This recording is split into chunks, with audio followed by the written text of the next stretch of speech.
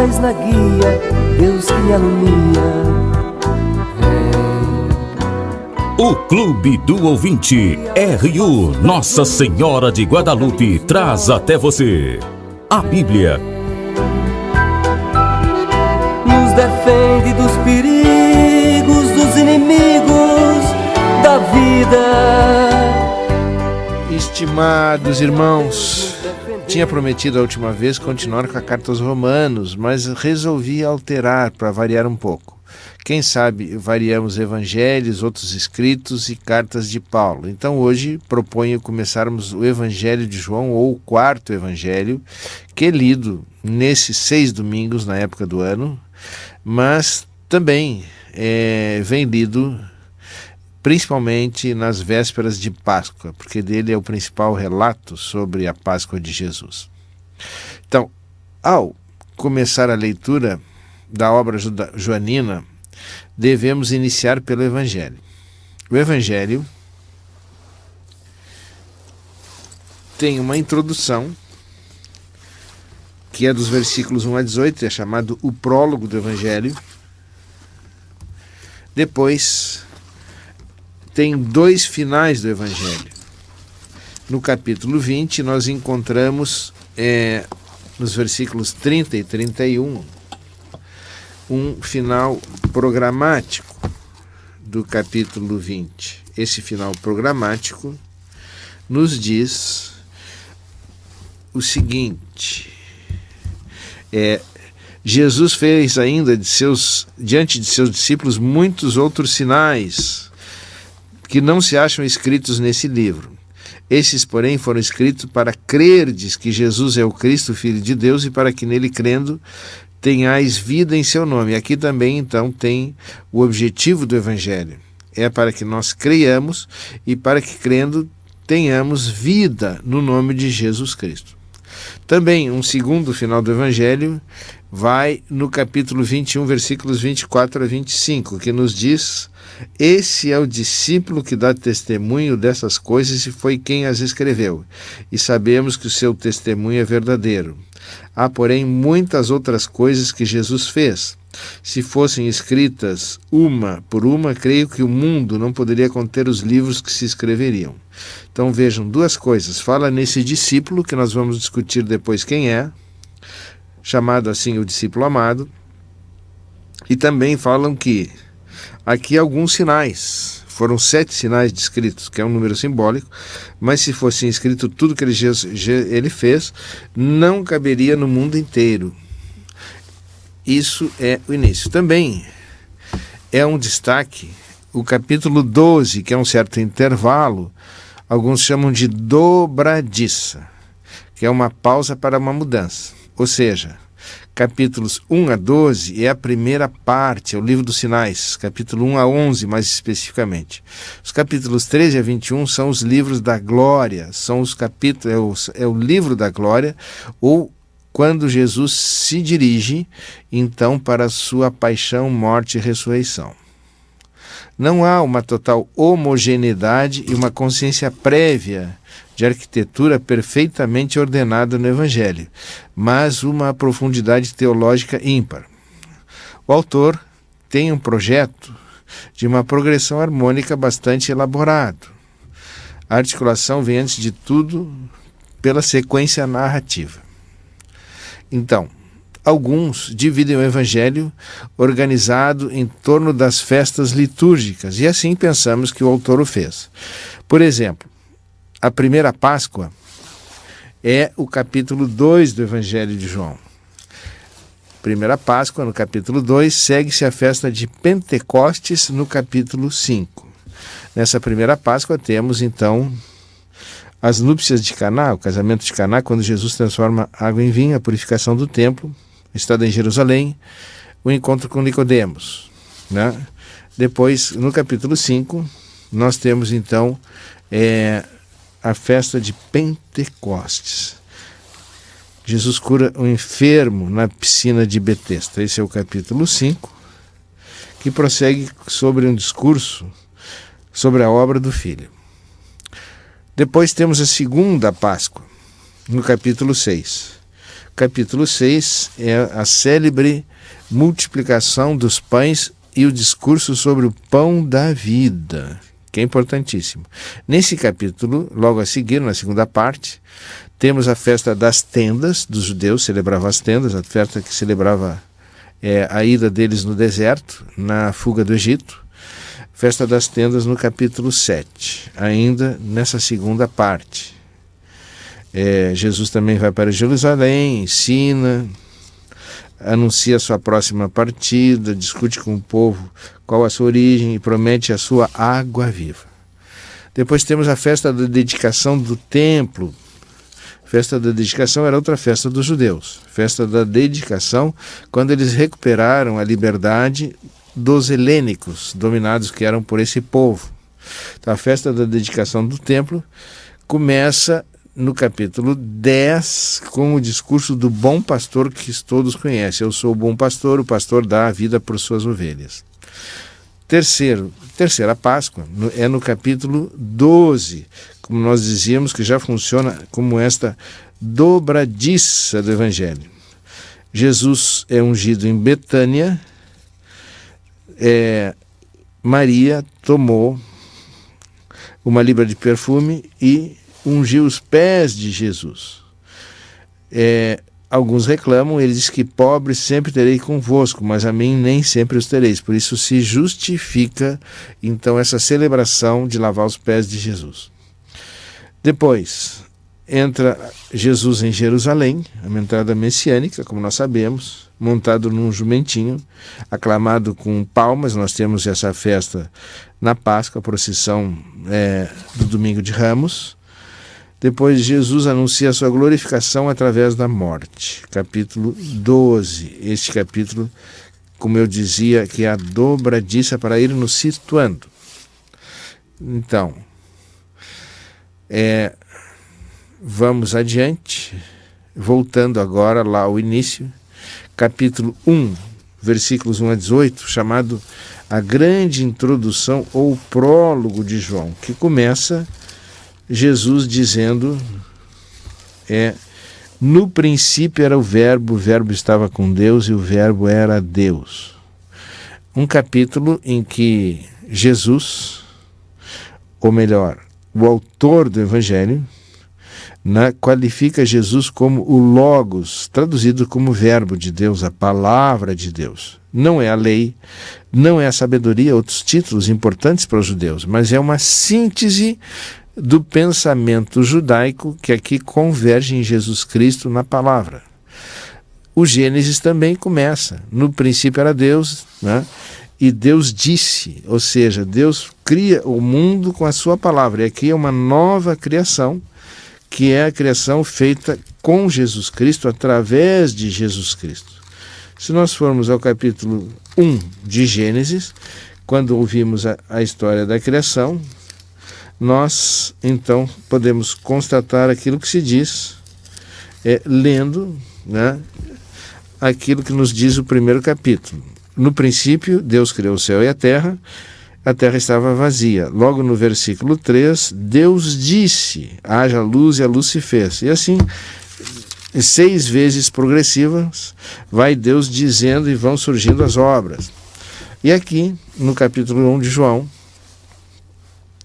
nos diz que esse verbo estava com Deus e não só isso.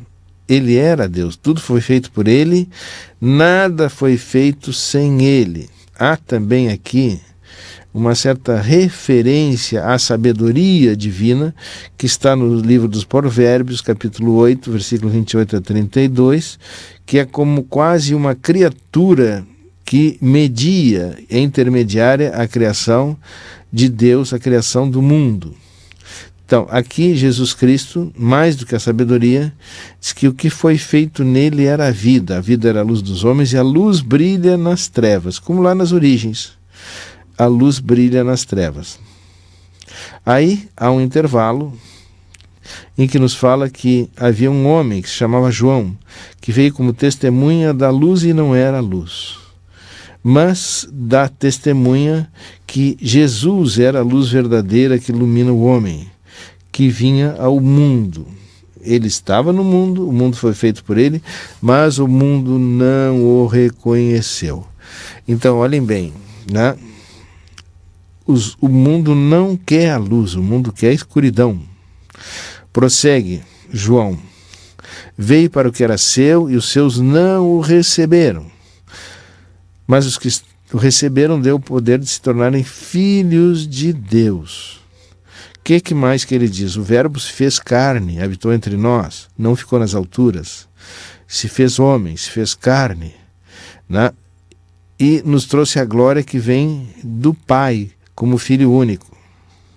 Então, nós que a Ele nos ligamos, participamos e recebemos da sua plenitude, que é um termo muito caro ao Novo Testamento.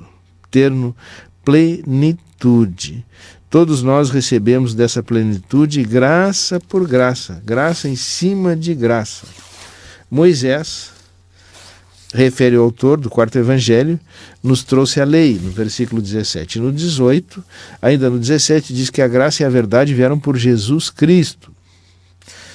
Conclui ele dizendo: ninguém jamais viu a Deus, o Filho unigênito que está no seio do Pai, o deu a conhecer. Então, nós vemos a Deus por Jesus Cristo. Diz lá Jesus Cristo adiante, a pergunta de Filipe: como sabemos se não vimos? Jesus Cristo diz: quem me vê, vê o Pai. Ninguém vê o Pai senão por mim. Eu sou o caminho, a verdade e a vida, como veremos. Então temos aqui esse grande prólogo que os estudiosos dizem, e eu concordo, foi colocado após a conclusão do Evangelho como introdução geral. E é uma obra genial. Eu que leciono a literatura joanina na teologia, gasto uma manhã inteira e às vezes até mais analisando só esse texto, tamanha a sua riqueza. O que não nos é possível aqui, mas quem sabe seja um convite àqueles que desejam estudar a nossa teologia, agora em processo de credenciamento pelo Ministério da Educação. Seguindo então, acabamos de abordar o prólogo, agora vamos para o capítulo 1, versículo 19 ao 4:54, que é o primeiro ciclo de revelação. O que acontece? O início é uma primeira semana do testemunho do Batista, do João Batista, vamos abreviar pelo Batista, as bodas de Caná. O que diz ali? Esse foi o testemunho de João, quando os judeus enviaram de Jerusalém sacerdotes e levitas para o interrogar: quem és tu? Ele confessou e não negou: eu não sou o Cristo. Perguntaram: quem és então? És tu Elias? Ele disse: não o sou. És o profeta? Respondeu: não. Disseram-lhe então: quem és, para que possamos dar uma resposta ao que nos enviaram? Que dizes de ti mesmo? Ele diz: eu sou a voz que clama no deserto. Sabemos do seu caminho austero, que visava a reforma, a transformação do povo de Israel, preparando os caminhos do Senhor. Diz ele ainda: eu batizo com água, no meio de vós está aquele que não conheceis, o que vem depois de mim não sou digno de desatar as suas sandálias. Então, no dia seguinte, Jesus se manifesta e ele reconhece: eis o Cordeiro de Deus que tira o pecado do mundo. Jesus faz então os primeiros discípulos, quando João, que se achava lá com 2 dos discípulos, ao ver que Jesus passava, diz: eis o Cordeiro de Deus. E os 2 ouviram falar e seguiram Jesus. Esses eram, então, André, o irmão de Simão Pedro. Eram dos 2. Então, diz: encontramos o Messias. Jesus, fitando agora ao Pedro, diz: tu és Simão, filho de João, chamar-te-ás de Cefas, que quer dizer pedra, ou seja, o alicerce da igreja. Então, temos aqui o primeiro dia e o segundo dia da missão de Jesus. No dia seguinte, nos diz o Evangelho, Jesus resolveu partir para a Galiléia e encontrou Filipe. Jesus lhe disse: segue-me. Filipe era de Betsaida, cidade de André e de Pedro. Filipe encontra Natanael, que se faz resistente, e diz-lhe: encontramos aquele a quem escreveram Moisés na lei e os profetas, Jesus, filho de José de Nazaré. Natanael, em descaso, pergunta: de Nazaré pode sair algo de bom? Que era uma cidade minúscula, nem consta no mapa. Filipe lhe diz: vem e vê. Então, se dá conta que é Jesus, quando Jesus diz que antes que ele viesse, ele já o tinha visto. E assim se dá conta que Jesus é, né, aquele que se esperava. Jesus diz: vereis, em verdade vos digo, vereis o céu aberto e os anjos do céu subindo e descendo sobre ele. A seguir seguem os dias 4, 5 e 6. Estamos na primeira semana da revelação de Jesus. Então, no terceiro dia, ainda, houve um casamento em Caná, na Galileia. Faltou vinho. Jesus é interpelado pela sua mãe, que diz: eles não têm mais vinho. Acontece então que Jesus chama o mestre de cerimônias e manda que encha 3 talhas de vinho. E quando se dão conta, tinha se transformado no melhor dos vinhos, sem saber de onde viera e interrogando por que o noivo tinha deixado para o fim o melhor vinho, que era o mais gostoso. Então, Jesus aqui tem o primeiro sinal, que é o sinal de Caná, e passa a primeira Páscoa purificando o templo, ou seja, expulsando aqueles que lá tinham tornado o templo um lugar de comércio. Então, assim, fazemos um breve intervalo para seguirmos logo após, ainda com essa primeira semana da primeira revelação de Jesus.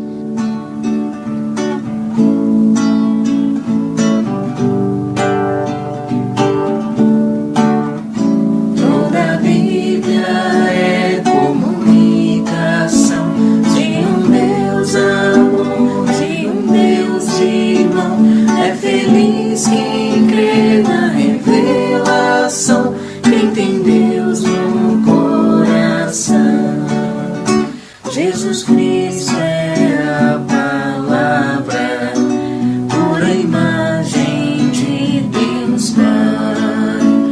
Ele é vida e verdade, a suprema caridade. Toda a Bíblia é comunicação de um Deus amor, de um Deus irmão. É feliz quem crê na revelação, quem tem Deus no coração. Retomando, prezados irmãos, com essa purificação do templo, Jesus prevê a sua morte, dizendo: destruirei este santuário, em 3 dias o levantarei. E os judeus pensam que é aquele templo físico, mas ele se referia ao seu corpo.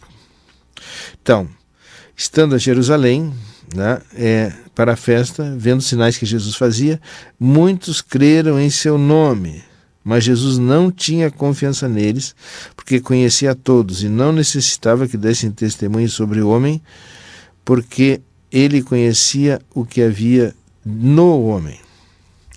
Vamos para o capítulo 3, então, mas ainda na revelação, com o templo purificado, Jesus se faz o revelador da ordem renovada, do Cordeiro de Deus ao vinho novo, à purificação do templo, ao renascimento do alto, ao culto em espírito e em verdade, como vai aparecer no capítulo 4 com a samaritana. As respostas são ligações positivas, formam-se discípulos, Nicodemos, a samaritana e o funcionário régio, mas surgem já sérias e intensas oposições dos representantes das autoridades que interrogam João e os judeus no templo. Estão interrogando porque, não apenas intrigados, veem que surge uma nova e ameaçadora aos seus olhos, uma ameaça à sua liderança. O que nós podemos dizer? Então, ainda nessa dinâmica que nós vamos completando a primeira semana, quando Jesus inicialmente em Jerusalém, parte para Caná, que ainda é na Judeia, volta a Jerusalém, purifica o templo, começa o seu ministério na Judeia, vem o último testemunho de João, né, que diz que Jesus está acima de todos, vai ao encontro dos samaritanos, sai do âmbito então da Judeia, próximo de Jerusalém, encontra a mulher samaritana que o reconhece no diálogo, uma vez que Jesus revela conhecer a sua vida, ela que tinha tido 5 maridos, e vai anunciar Jesus àqueles que são ali da cidade, essa cidade onde Jesus se encontrava, chamada Sicar. Daí terminam então eles todos se convertendo. Por fim, na Galileia, já indo para o norte, vem o segundo sinal de Jesus. O primeiro é a transformação de água em vinho. Aqui a cura do filho do funcionário do rei, ou seja, Senhor, vem antes que o meu filho morra. Jesus, à distância, ele diz, vai, o teu filho vive. Ele partiu quando seus servos vieram ao seu encontro, dizendo que o filho vivia. Então, esse foi o segundo sinal. O segundo ciclo da mensagem no Evangelho de João começa com a festa de Pentecostes num sábado. O sinal, então, ou seja, terceiro sinal, é a cura de um enfermo na piscina de Betesda. Ele que era coxo e nunca conseguia mergulhar na água antes dos outros, porque havia a crença que quem fosse o primeiro a mergulhar teria sido curado. Jesus o cura, né? E eles querem ir atrás. Os judeus não acreditam, né? E cada vez mais procuram matá-lo. É uma polêmica, é uma recusa de receber aquele que vem em nome do Pai. Vem então Jesus nesse debate, nessa discussão, ainda no capítulo 5, sobre a obra do Filho. Diz ele, quem escuta a minha palavra e crê naquele que me enviou tem a vida eterna e não vem a julgamento, pois passou da morte à vida. Diz ele, é agora em que os mortos ouvirão a voz do Filho de Deus e os que ouviram viverão. Então, aqueles que tiverem feito bem ressurgirão para a vida. Os que tiverem praticado mal vão para uma ressurreição de julgamento. Estamos, como dizíamos, no segundo ciclo, no capítulo 5. Vamos para o terceiro ciclo, na segunda Páscoa. A Páscoa que está próxima. Vem 2 sinais. O primeiro sinal é a multiplicação dos pães, que todos conhecemos. E o segundo é quando Jesus caminha sobre as águas. Então, no capítulo 6, na multiplicação dos pães, tinham encontrado Jesus que atravessava o lago, lá o esperavam, né? E se encontravam famintos. Jesus manda chamar o menino, que os discípulos tinham descoberto, com 5 pães de cevada e 2 peixes, e faz com que os discípulos próprios tomem conta, administrem a distribuição daquele que será multiplicado, e resulta em 12 cestos. 12 cestos. 12 cestos, que também é simbólico, é aquilo que devem então guardar, né? Só com as sobras. Sobras preenche o número 12. Queriam fazê-lo rei, e Jesus sai de fininho, disfarçadamente, porque não é isso que ele pretende. Depois, né, ao entardecer, seus discípulos desceram ao mar da Galileia e, tendo subido num barco, dirigiam-se para Cafarnaum. Do outro lado, já estava escuro, e Jesus ainda não viera encontrá-los, e o vento soprava forte e se tornava ameaçador.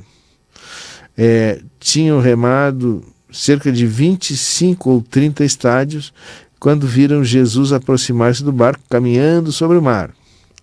E eles ficam com medo, talvez achassem que fosse um fantasma, e Jesus disse: sou eu, não temais. Então quiseram recolhê-lo no barco, mas ele imediatamente chegou à terra para onde iam. Então, aí surge um discurso na sinagoga de Cafarnaum, que é análogo àquele do discurso na sinagoga de Nazaré, que aparece no Evangelho de Lucas. Então, o que nos diz aqui? Esse é o segundo sinal. Jesus caminha sobre as águas, e no discurso eucarístico, Jesus, como o pão da vida, é para ser aceito na fé e no sacramento. Houve uma grande recusa quando Jesus disse que esse é o pão da vida, a sua carne que ele vai dar para o homem. Faz um nó na cabeça deles, porque como alguém, né, vai ser o pão da vida e ser entregue na sua própria vida. Então recusam todos e muitos se afastam quando Jesus diz aos discípulos: vocês querem até vocês me deixar? E Pedro, raciocinando rapidamente, diz: não temos alternativa, a quem nós iremos? Só tu tens palavras de vida eterna. Cumprimos então o terceiro ciclo no capítulo 6. O quarto ciclo é a festa dos tabernáculos ou das tendas. Estamos sempre associando então os ciclos do Evangelho de João a uma das festas, como tinham dito no início. E aqui surge a cura de um cego de nascença no capítulo 9. No capítulo 9, então, é a cura do cego de nascença.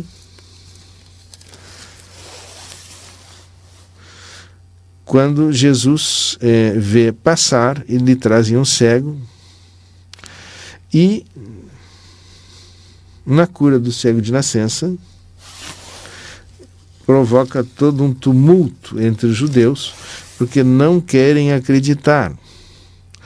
E Jesus disse que nem ele, nem os seus pais pecaram, mas a cegueira para que sejam manifestadas as obras de Deus, e cura. E Jesus, então, como o cego consegue agora enxergar a luz, Jesus diz: eu sou a luz do mundo. E eles negam e não acreditam, diz que aqueles que tinham visto mendigar foram até o cego, e o cego relatou a cura. Perguntam quem é, ele disse: não sei, só sei que ele me curou. E assim, nós vemos se perfilar um outro dos sinais de Jesus. Sabemos então, por isso, que vai aumentando a manifestação de Jesus, o sentido da ação de Jesus, sua origem, suas relações com o Pai, aqui se revela, sua missão de luz e pastor, porque logo a seguir nós temos o milagre do pão o discurso do pão da vida. A resposta é que cresce o ódio contra Jesus, os judeus e chefes convictos de ver, mas que são cegos. O pior cego é aquele que não quer ver. Então, Nicodemos vai ver, lá no capítulo 3, prenunciando a cura desse cego. Antes disso, ainda nesse ciclo, Jesus tinha discutido sobre a sua origem, como eu falava, anuncia a sua próxima partida, promete água viva, também absolve a mulher adúltera que todos queriam apedrejar. Jesus disse: quem não tiver pecado, atire a primeira pedra. Então diz a mulher que tome outra vida, não se arrisque, não peque mais. E seguimos assim para a cura do cego. Agora, indo para o quinto ciclo, no capítulo 10, versículo 22 ao capítulo 11, versículo 54, repito, capítulo 10, versículo 22 a 11, 54, temos a festa da dedicação do templo. Antes disso, temos o discurso do bom pastor no início do capítulo 10. Jesus disse: eu sou o bom pastor e a porta, ou seja, não é mais a porta do templo, Jesus é a porta por onde todos entram aqueles que querem a Deus. Que mais que ele diz? O ladrão que entra na porta quer roubar, matar e destruir. Ele disse: eu vim para que todos tenham vida e tenham vida em abundância. Logo a seguir ele diz: eu sou o bom pastor, e esse dá a vida por suas ovelhas e não as abandona quando se aproxima o lobo. O mercenário, os outros, que trabalham por dinheiro, quando vem o lobo, eles abandonam as ovelhas, ou seja, até deixam as ovelhas abandonadas a ponto de passar fome, porque naquela época as ovelhas tinham que ser conduzidas pelas pastagens, uma vez que viviam numa terra de seca e corriam o risco então de se tornarem desnutridas. Então o que Jesus disse? Eu dou a minha vida, ninguém a tira, eu dou por mim e vou retomá-la. Os judeus reagem dizendo que Jesus tem um demônio, está delirando. E aí começa então a festa da dedicação do templo, no versículo 22, que nós deixamos para a próxima vez. Então já percorremos quase a metade do Evangelho, vamos para a próxima vez, quando Jesus, na festa da dedicação do templo, vai fazer o último dos sinais, que é a ressurreição de Lázaro. Vamos gravar isso para continuarmos na próxima vez. A todos um bom dia, uma boa tarde, um bom fim de semana, na graça e na paz de nosso Senhor Jesus Cristo.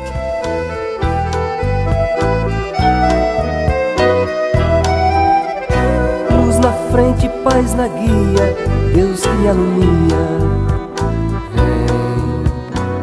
Seja um missionário da evangelização. Participe do Clube do Ouvinte. Um oferecimento: Rádio Universidade, uma emissora da Arquidiocese de Pelotas. Dos inimigos da vida, vem, ó Deus, nos defender, nos proteger. Vem.